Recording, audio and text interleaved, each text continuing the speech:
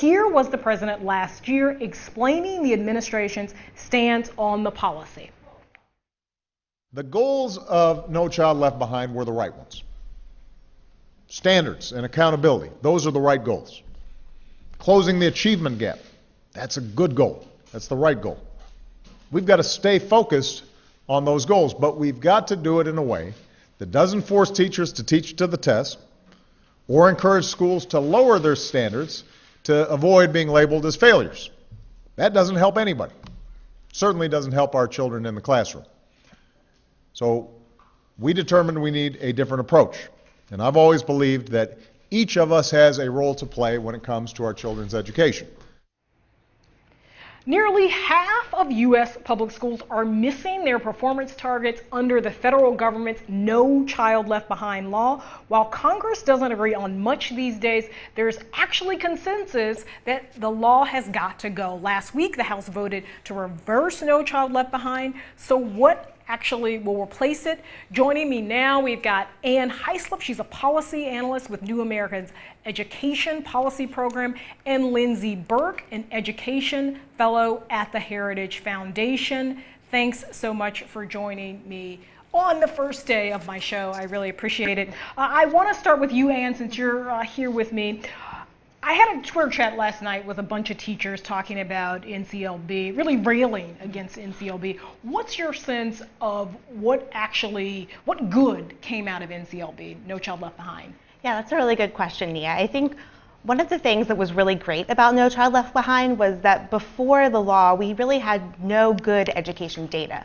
We didn't know how well our students were performing, and No Child Left Behind really forced states to put a hard flashlight on, where there are achievement gaps, how well students were performing, and we just didn't know before how well students in Chicago were performing or how well students in Miami were, and it was broken down by key subgroups. So not only do we know averages, but we know how well Hispanic students are doing and students with disabilities, and that was a really great advancement of the law.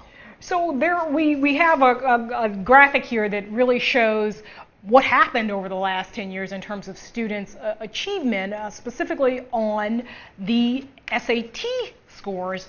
These are the mean test scores for college-bound high school seniors over the past 40 years. The past 10 years have, of course, included NCLB, and in 2011, reading scores actually fell to their lowest level on record. I want to turn to you, Lindsey, on this. What do you make of that stat? I mean, it essentially says that sort of the performance of students has declined, at least as far as reading, and all of this testing and preparation hasn't prepared kids for college in the way that people probably thought the testing would. Yeah, I think it shows that 50 years of federal intervention and centralization has largely failed to improve student outcomes. And I think it's important to remember that No Child Left Behind is a Bush-era law. It was reauthorized in 2001 as No Child Left Behind, but it's actually been around since 1965. Right. No Child Left Behind was the 7th reauthorization of that original Elementary and Secondary Education Act. So, I think when we look at data like that, it really shows us that a half century of federal intervention is not moving the needle on outcomes. In other words, the federal government can't fix this entrenched problem. If we look at the situation in the states, not now, we'll put this graphic up on the map, this map up on the boards here.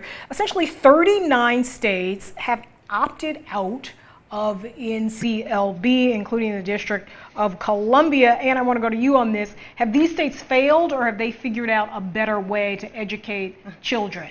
I would say that these states are actually figuring out, on the whole, better ways. They didn't opt out of No Child Left Behind. They actually opted to do more. So they were given flexibility from some of No Child Left Behind's provisions that weren't working, like the 100% universal proficiency target in 2014. So these states agreed to raise their standards. They agreed to raise standards for schools, raise expectations for teachers, adopt more rigorous assessments, and use better metrics of accountability that are more fair to schools and to teachers, and better for kids. Oh, Lindsey, you went back to 1965, the ESEA, Elementary Secondary Education Act. The purpose of that, it was part of LBJ's war on poverty, right? And what's your sense of what NCLB needs to do, the new reauthorization, in terms of continuing to address that population, kids who are poor, kids who are disabled?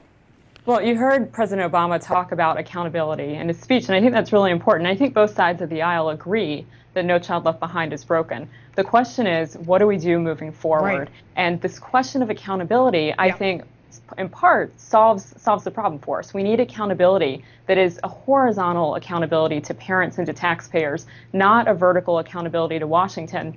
So I think if we have an eighth reauthorization of No Child Left Behind, a large-scale reauthorization, we're going to see more of this vertical accountability to Washington bureaucrats. So I think the answer really does lie in that accountability question. What needs to be done in a way that empowers parents. And I think we get there by allowing states to totally opt out of No Child Left Behind, not these strings-attached waivers, which, by the way, a state was only granted if they agreed to the White House's preferred education policies. We need genuine flexibility. And Lindsey there is focusing on the parents, and what do you do about a parent who's got to work 2 jobs and maybe he or she can't have that sort of investment in time? Is that the role of the federal government? Then what's your sense of what should replace NCLB? In talking to these teachers last night, they really wanted an increase in what they called wraparound services for some of these students who might not have the advantages of other kids. Yeah, I think that's really critical to recognize that students, they don't just need academic support, they need other supports as well. And one of the things that I would like to see in the next iteration of No Child Left Behind is actually not to replace federal accountability, but to actually get it right in a sense. I think we've held schools accountable for tests that really weren't very good measures. We need better tests, not to eliminate testing. We need to, really ensure that if we are giving parents choices, there's nothing, wrong with having parents, opt to send their kids to charter schools, but we need to make sure that those high quality options exist. And unfortunately, the House's Student Success Act, the bill they passed a few weeks ago, it really eliminates all school improvement. It gives parents a choice, but it doesn't ensure that those high quality choices actually exist. And that's a much harder problem to solve. Lindsey, looks like you want to jump in here. Yeah, Can you talk about solutions? Like what exactly works? And talking to those teachers, they want to see smaller class sizes as well. Do you have a sense of what works in the classroom? Yeah, and I would have to argue that the Student Success Act, I wouldn't say that eliminates school improvement. I just think that it second guesses whether the federal government is the correct mechanism for doing that. As far as models that we know work, if you look across the country right now, where we're really seeing the action is at the state and local level. We're seeing this wonderful and robust proliferation of school choice in the states. We're seeing exciting new mechanisms. Because if you look at some of those charter school numbers, charter schools aren't doing a whole heck of a lot better than regular public schools. Yeah, well, they certainly drill down on those numbers.